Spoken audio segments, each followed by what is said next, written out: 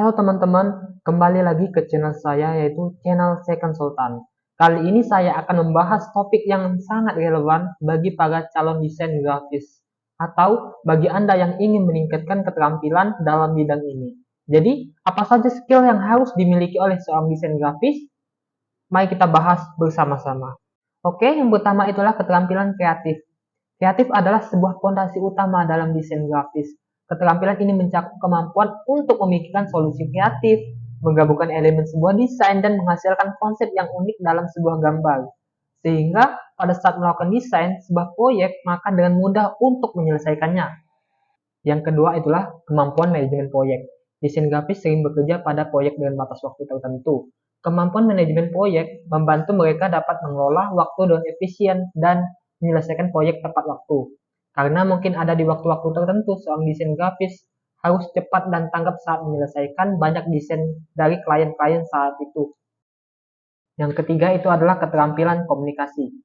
Desainer perlu memiliki kemampuan komunikasi yang baik untuk berinteraksi dengan klien, menjelaskan konsep desain, dan berkolaborasi dengan tim, sehingga teman-teman dengan mudah mempresentasikan apa saja yang akan teman-teman buat saat itu.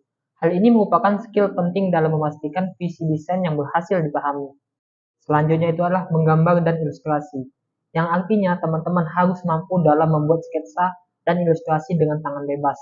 Teman-teman harus latihan terus teknik sketsa, baik itu sketsa wajah, tubuh, benda, dan lainnya. Pahami prinsip ilustrasi digital, misalnya pewarnaan, pencahayaan, dan komposisi.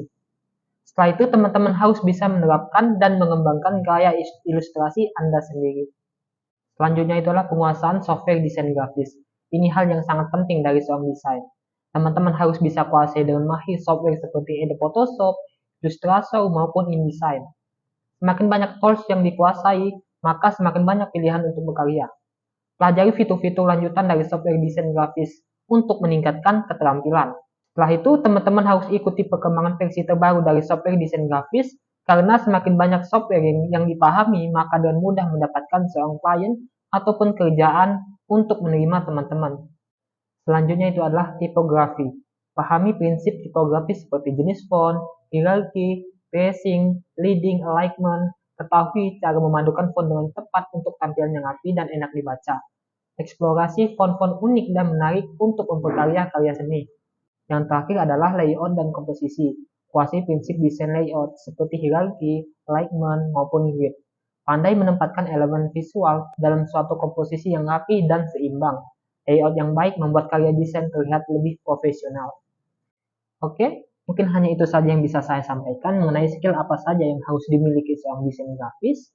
Jika teman-teman memiliki tips atau keterampilan lain yang ingin teman-teman bagikan, beritahu di bagian kolom komentar konten atau channel ini. Oke, terima kasih. Wassalamualaikum warahmatullahi wabarakatuh.